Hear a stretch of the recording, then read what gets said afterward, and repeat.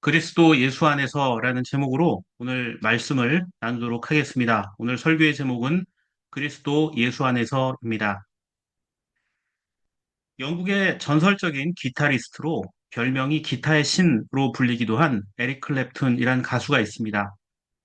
에릭 클랩튼은 여러 가지 사생활 관련해서 이슈들이 있지만 뭐니 뭐니 해도 그의 노래가 가장 유명합니다. 1992년 발표한 Tears in Heaven이란 노래입니다. 이 노래는 무려 330만 장 이상의 싱글 앨범이 판매된 명곡입니다. 자, 싱글 앨범 330만 장이 얼마나 될까요? 감이 잘 안 오시죠? 대한민국 가요 역사에서 싱글 앨범을 330만 장 이상 판매한 가수는 잘못된 만남을 부른 김건모와 방탄소년단밖에 없습니다. 그 정도로 Tears in Heaven은 검색해서 들어보시면 나 이 노래 들어봤어 할 정도로 아주 유명한 곡입니다. Tears in Heaven, 즉 천국의 눈물이란 뜻은 이 노래가 에릭 클랩튼의 4살 된 아들이 무려 53층 높이 아파트 창문에서 추락해 죽게 되자 그 아들을 그리워하며 만든 노래입니다. 애당초 이 노래는 대중들에게 들려주려고 만든 게 아닙니다. 아들을 잃은 에릭 클랩튼은 그 아들을 추모하는 기간 동안 뭐라도 하지 않으면 마음이 무너질 것 같아 거의 1년 동안 이 노래를 만들었다 지웠다 고쳤다 불렀다 하면서 자신의 그 처절한 슬픔을 담아낸 곡입니다. 에릭 클랩턴의 자서전 이 에릭 클랩튼이란 책에서 그는 주검이 된 자기의 아들을 보았을 때의 상황을 이렇게 설명하고 있습니다. 나는 아들에게 작별 인사를 하려고 그리고 더 좋은 아빠가 되지 못해 미안하다고 말하려고 장례회관에 들렀다. 장례식은 황량하고 추운 3월 리플리의 세인트 메리 막달렌 교회에서 열렸다. 내 나이 46번째 생일을 며칠 앞둔 날이었다. 46번째 자신의 생일을 앞두고 에릭 클랩튼은 아들을 잃었습니다. 그는 자기의 인생에 있어서 가장 어려운 시기에 이 노래를 만들면서 견뎌낼 수 있었다고 말합니다. 할 수 있는 게 그거밖에 없었습니다. 그렇게 슬픔을 뚫고 모순된 제목의 노래가 탄생했습니다. Tears in Heaven. 천국의 눈물이란 제목의 노래를 들으면서 많은 사람들이 지금도 위로를 얻고 있다고 합니다. 자, 노래의 제목처럼 천국에도 눈물이 있을까요? 네, 눈물이 없는 천국은 어쩌면 가짜일지도 모릅니다. 하나님은 우리에게 울지 말라고 말씀하시는 분이 아닙니다. 우리가 울어도 용납하시고 이해하시는 분이 바로 하나님이십니다. 대신 하나님은 우리가 울고 있을 때 함께 울어주시거나 때로는 우리의 눈물을 닦아주시는 분이기도 합니다. 그래서 이사야 25장 8절과 9절은 이렇게 말합니다. 주님께서 죽음을 영원히 멸하신다. 주 하나님께서 모든 사람의 얼굴에서 눈물을 말끔히 닦아주신다. 8절에서 하나님은 죽음을 멸하시고 우리의 눈에서 눈물을 말끔히 닦아주신다라고 말합니다. 그리고 9절에서는 주님이 회복시키는 그날이 오면 사람들은 기뻐하고 즐거워할 것이라고 말합니다. 예수 그리스도를 통해 주시는 천국의 눈물은 슬픔과 고통의 눈물이 아니라 바로 회복과 기쁨과 감사의 눈물이기 때문입니다. 오늘 첫 번째 본문 이사야 43장 19절부터 20절은 우리의 눈물을 닦아주시는 하나님에 대해 이렇게 말합니다. 오늘 19절과 20절 말씀을 보시면 광야에 길을 내시고 사막에 강을 만드시는 분이 하나님입니다. 그런데 그 이유가 무엇일까요? 내가 택한 내 백성에게 물을 마시게 하려고 사막에 강을 만들고 광야에 길을 내시는 분이 하나님이다라고 말합니다. 그렇습니다. 하나님의 유일한 관심은 자신이 택하신 사람들입니다. 믿음의 사람들이죠. 창세기 말씀에도 인간을 위해 모든 것을 창조하셨다고 말합니다. 그런데 죄로 인해 사람들은 이것을 거꾸로 만들어 버렸습니다. 우리가 사는 세상은 사랑으로 가득한 것이 아니라 하나님의 사랑이 필요한 광야와 사막 같은 인생일 수도 있습니다. 오직 하나님만이 광야 같은 힘겨운 우리 인생의 길이 되시고 절망에 빠진 이들의 사막에 생명의 강을 내시는 분입니다. 우리가 사는 이 땅에서 재물이나 명예가 있다고 좀 자랑할 수는 있습니다. 비교해 볼 수는 있습니다. 하지만 그것은 영원한 것이 아니라는 점을 잊지 말아야 합니다. 죽어서도 가져갈 수 있다면 그건 정말 소중한 보물이 될 수 있지만 대다수의 사람들이 이 땅에서 누리던 것들을 죽음 이후에는 아무것도 소유할 수 없는 것을 본다면 세상에서 누리는 좋은 것들은 영원한 위로와 평안을 주지 못한다는 점을 알아야 합니다. 오늘 두 번째 본문 빌립보서 3장 4절부터 6절 말씀에서 사도 바울은 자신에게 있는 자랑거리들을 소개합니다. 그는 6절 말씀을 보면 스스로 흠잡힐 데가 없는 사람이었다라고 말합니다. 4절부터 6절 말씀을 보십시오. 바울이 얼마나 흠잡힐 데가 없는 사람이었냐면 바울의 잘난 점들을 하나씩 살펴보겠습니다. 우선 4절 말씀에서 그는 자기의 육신에 신뢰를 둘 만하다라고 말합니다. 남들보다 자신은 더 뛰어나다라고 이야기합니다. 여기서 말하는 육신이란 말은 헬라어로 살크스라고 말하는데 영적인 부분과 비교되는 부정적 의미로 쓰인 단어입니다. 고대 사회에서는 영적인 것과 육적인 것을 나누었습니다. 영적인 것은 선하지만 육적인 것은 악하다는 이분법적 사고방식을 갖고 살았습니다. 그래서 예수님 이전부터 중동 지역에 유행하던 유사 종교가 있었습니다. 바로 영지주의라는 이단입니다. 이 영지주의는 예수님 이전뿐만이 아니라 지금도 기독교 역사상 가장 많은 이단들을 생산해낸 그 중요한 이단 사상입니다. 영지주의는 예수님 이전부터 시작되어서 지금까지도 많은 이단들을 만들어냈는데 영지주의의 가장 큰 특징은 이분법입니다. 육의 세계와 영의 세계를 나누는 것입니다. 기독교는 오직 창조주 하나님이 세상을 창조하셨다라고 말하지만 영지주의에서는 이원론이라고 말씀드렸죠. 선과 악이 나뉘어 있고 또 그들은 천사를 숭배하는 그런 일들을 행합니다. 육의 세계는 악하고 영의 세계는 선하다는 전제하에 육신에서 벗어나는 것을 구원이라고 생각했습니다. 그래서 정통 기독교에서 구원은 믿음을 통해 얻는 것이라 가르치지만 영지주의적 이단은 구원은 영적 지식을 알거나 그것을 깨닫는 것이어야 한다고 주장합니다. 지금도 이 땅에 있는 많은 이단들이 바로 영적인 깨달음을 얻으면 구원을 얻은 것이다. 구원받은 날짜를 알면 그것이 바로 구원받은 것이다. 구원을 얻은 이후에는 더 이상 회개하거나 죄를 뉘우칠 필요가 없다라고 가르치기도 합니다. 영지주의자들에게는 육신을 지니고 사는 것 자체가 고통이나 벌이었습니다. 그래서 1세기 영지주의 사상가였던 바실리데스 같은 사람은 영지주의적 윤회 사상을 주장하기도 했습니다.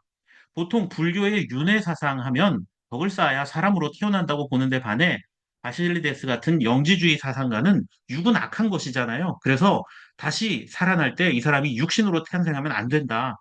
오히려 영적인 구원을 깨닫지 못하고 죽으면 다시 육신을 지닌 인간으로 태어나는 벌을 받는다고 가르치기까지 했습니다.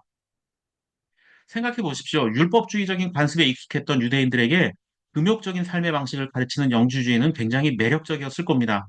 더군다나 육 완전하신 사람과 완전하신 하나님으로 이 땅에 오신 예수에 대해서 영주주의자들은 예수는 완전한 사람이 될 수 없다라고 가르쳤습니다. 또 예수의 육신의 부활 역시 영주주의 사상가들은 인정할 수가 없었습니다. 자, 그럼에도 불구하고 그들은 금욕적인 생활, 육신의 쾌락과 육신의 안락을 위해서 무언가 하는 것을 죄악시했기 때문에 다른 사람들이 보았을 때는 굉장히 경건한 자들처럼 보였다라는 점입니다. 영지주의가 이단이 된 결정적 이유는 바로 예수님을 참된 인간으로 믿지 않았기 때문이죠. 예수의 신성과 인성 중에 인성을 인정하지 않았습니다. 육적이고 물질적인 것은 악한 것이니 구원자는 육신의 존재가 될 수 없고 오직 영적 존재라는 가르침. 그래서 지금도 한국 기독교 이단 중에 예수의 영적 부활에 대해서 인정하지 않는 이단들이 있습니다. 그런데 바울은 자신의 육신에 대해서 신뢰를 둘 만하다라고 말합니다. 한마디로 나는 영적으로 육적으로 완벽한 사람이라는 자신감입니다. 자, 이 신뢰라는 말의 어원이 페이도인데 어, 설득시킨다, 따르다, 확신을 가진다라는 뜻입니다. 그러니까 바울은 다른 말로 하면 나는 영적으로뿐만이 아니라 육적으로도 완벽한 사람이니 나를 따르고 나 자신의 어떤 삶에 대한 스스로의 확신을 가지고 있다라고 말합니다. 그 정도로 자신은 완벽한 율법주의자라는 겁니다. 또 5절 말씀을 보면 자신의 얼마나 완벽한 사람인가를 설명하기 위해서 5절부터 이제 설명을 합니다. 첫 번째로 8일 만에 할례를 받았다. 이것은 8일 만에 할례를 받았다는 건 정통 유대인이란 자부심입니다. 중간에 개종을 한 이방인이 아니라는 거죠. 두 번째로 자신은 베냐민 지파라고 말하는데요. 베냐민은 야곱의 12 아들 중에 유일하게 약속의 땅 가나안에서 태어났습니다. 예수님의 출생지인 베들레헴의 구약 시대의 명칭이 에브랏입니다. 에브랏. 이 에브랏은 베냐민의 어머니인 라헬이 이곳에서 베냐민을 낳고 죽었습니다. 무엇보다 이 베냐민 지파 출신 중에 이스라엘의 첫 번째 왕인 사울이 등장했습니다. 그래서 베냐민 지파 출신들은 자부심이 대단했다고 합니다. 그러니 이건 한마디로 나 뽀에돼 있는 정통 왕족 가문이다라는 거죠. 그리고 세 번째로 히브리 사람 가운데에서도 히브리 사람이라고 말하죠. 이것은 부모 양쪽이 모두 순수 이스라엘 사람이라는 겁니다. 이방인의 피가 섞이지 않았다는 강력한 표현이죠. 네 번째로 율법으로는 바리새파라고 합니다.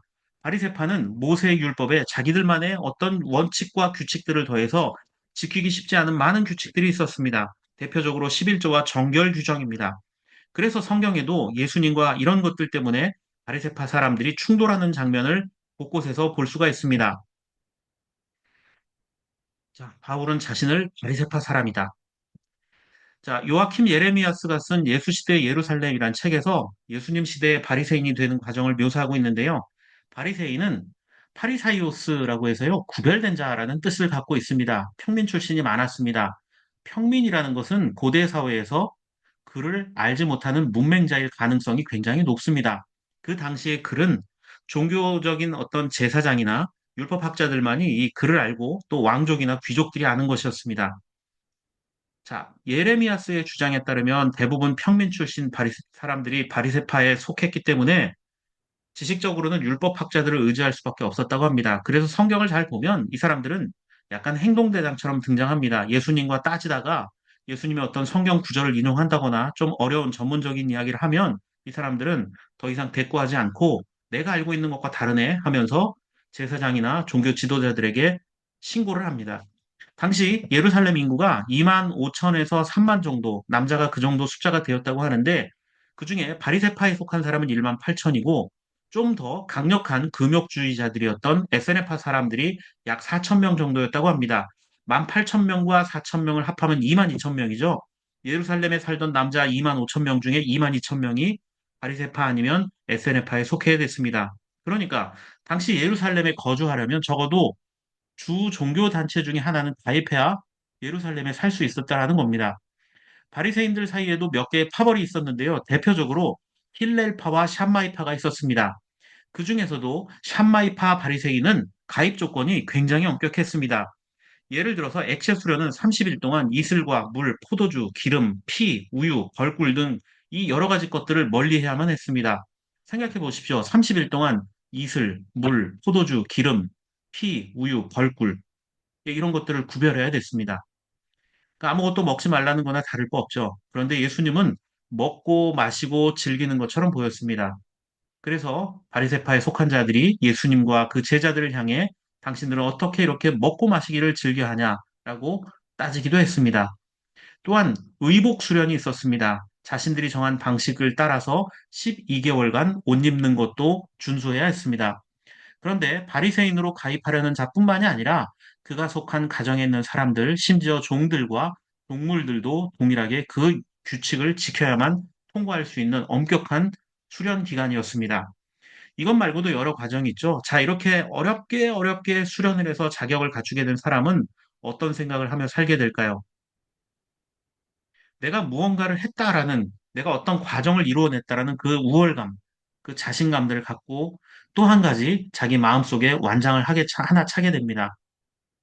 나는 이것을 통과했는데 너는 그렇지 못하다. 그래서 자신의 마음속에 있는 그 완장을 가지고, 자를 가지고 다른 사람들의 행동을 재어보는 겁니다. 하나님의 말씀을 기초로 해서 형성된 가치가 아니라 자신들의 행위와 업적이 가치 판단의 기준이 되니까 엄격할 수밖에 없었고 잔혹할 수밖에 없었습니다. 독선적입니다. 그런데 바울은 자신이 그런 바리새파라고 말합니다. 사도행전 22장 3절에서 바울은 자신이 그냥 바리새파가 아니라 샴마이 학파와 함께 바리새파의 양대 산맥을 이루었던 힐렐 학파의 랍비 중에 랍비라 불리던 가말리알 선생의 문화에서 자신은 배웠다. 이렇게 말합니다. 그러니까 엄격한 바리새파 사람이었다라는 겁니다. 그리고 다섯 번째로 6절 말씀에서 자신은 교회를 박해한 사람이다. 행동하고 실천하는 사람이었다는 거죠. 그리고 여섯 번째로 자신을 흠잡힐 데가 없는 사람이라고 말합니다. 여기서 말하는 흠은 아멘푸토스라는 단어를 쓰는데요. 비난할 점이 없고 아예 약점이 없다는 겁니다. 자기는 약점이 없다. 그런데 바울은 이런 것들이 다 해로운 것이라고 말합니다. 7절 말씀을 보십시오. 7절에 해로운 것으로 여기게 되었다 할 때 이 여긴다라는 말은요. 어느 날 자고 일어나서 나 오늘부터 예수님 제자할 거야 하고 바뀌었다는 게 아닙니다. 그 뜻이 철저히 심사숙고하다라는 말입니다. 쉽게 결정한 것이 아니라는 거죠. 바울이 말한 그런 스펙들은 태어나면서 갖춰지는 것이기 때문에 아무나 얻을 수가 없습니다. 바울은 유대교 신자 중에도 금수저였습니다. 그것이 자랑거리고 기득권입니다. 그런데 예수님을 만났더니 그게 아무것도 아니게 되더라는 겁니다. 8절 말씀을 보십시오. 그뿐만 아니라 내가 주 예수 그리스도를 아는 지식이 가장 고귀하므로 나는 그 밖에 모든 것을 해로 여깁니다. 나는 그리스도 때문에 모든 것을 잃었고 그 모든 것을 오물로 여깁니다. 라고 이야기하죠. 그리스도를 알고 나니까 4절부터 6절에 열고 있던 그 자랑거리들, 그 8가지의 자랑거리들이 뭐라고 얘기하죠? 다 오물이었다. 이 오물을 개역개정 성경에서는 배설물로 번역을 했습니다. 한마디로 예수를 알기 전에 자신이 가지고 있었던 그 화려한 경력과 자랑거리들, 그 스펙들이 그냥 쓸모없는 똥이었다는 겁니다. 10절을 보면 바울은 이렇게 말합니다. 내가 바라는 것은 그리스도를 알고 그분의 부활의 능력을 깨닫고 그분의 고난에 동참하며 그분의 죽으심을 본받는 것입니다.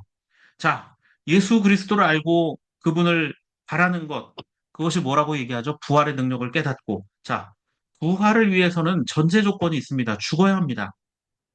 또 예수님의 고난에 동참한다. 야, 예수님을 믿으면 왕과 같은 제사장이 되고 거룩한 나라의 백성이 된다. 성경은 말하지만 실제로 세상에서의 삶은 어때요? 예수님은 고난받으셨습니다. 공격당하셨고, 채찍에 맞으셨고, 죽음을 당하셨습니다. 자, 이런 예수님의 삶을 본받고 싶은 자가 얼마나 되겠습니까? 예수 믿어서 세상에서 성공하고 싶지. 예수 믿었는데 예수님처럼 고난받고 싶은 자가 어디 있겠어요? 또, 바울은 이렇게 말하죠. 그분의 죽음을 나는 본받고 싶다. 바울은 자신의 인생 가치관이 예수 그리스도를 만나고 난 후에 바뀌었다고 말합니다. 죽는 게 소원이다 말하는데 여기서 말하는 죽음은 숨 쉬지 않는 그 육신적인 죽음뿐만이 아니라 바울은 주님의 죽으심을 본받겠다. 그것은 남들에게 부러움의 대상이었고 자랑거리였던 자신의 출신, 자신의 어떤 업적, 자신의 학벌 이런 것들이 예수님을 만났더니 아무것도 아니다. 예수님 앞에 그 모든 것들을 다 내려놓고 쓸모없는 것들로 배설물로 여긴다. 나는 그 모든 것들을 다 내려놓고 오직 예수님만을 바라보겠다. 자신의 자랑거리들을 마치 죽은 것처럼 내려놓겠다라는 의미입니다. 내 힘으로 인생을 살면 어느 정도 견디다가 버티지만 결국 부러지고 쓰러질 수밖에 없습니다. 그렇게 부러지고 쓰러지면 일어서지 못합니다. 그러나 자기를 부인하고 자기 십자가를 지고 주님을 따르는 자들, 즉 예수님을 삶의 주인으로 모시고 사는 자들은 어떻습니까? 13절과 14절 말씀을 보십시오. 바울은 아직 완성된 것은 아니라고 말합니다. 언제나 주님을 표대 삼아 인생의 지향점을 삼아 살아갈 뿐이라고 말합니다. 그래서 14절에 바울은 자기 인생의 목표점이 예수 그리스도로 바뀌었다고 고백합니다. 예수님을 바라보니 주님을 향해 달려가는 자신을 보게 되더라는 겁니다. 그것도 우리의 힘이 아니라 하나님께서 주시는 힘으로 말이죠. 여러분의 인생 목표점, 아니 여러분이 가장 소중히 여기는 중요한 가치관은 무엇입니까? 분명한 것은 하나님을 인생의 목표와 가치로 삼는 자들도 언젠가 지치고 넘어질 때가 있습니다. 그러나 그러한 때에 주님이 우리에게 책망하고 비난하지 않습니다. 주님은 우리와 함께 눈물을 흘리시고 아파하시고 우리가 주저앉았을 때 함께 주저앉아 우리의 어깨를 다독여 주시는 분입니다. 주님은 우리에게 일어설 기회와 힘을 주시는 분입니다. 오직 내 삶의 주인이 예수 그리스도라는 점 하나를 붙들고 언제나 세상 가운데서 당당히 일어서며 살아갈 수 있는 여러분 되시길 바랍니다. 이 사순절 기간이 여러분에게 주님과 더욱더 동행하며 살아가는 복된 기간이 될 수 있기를 바랍니다.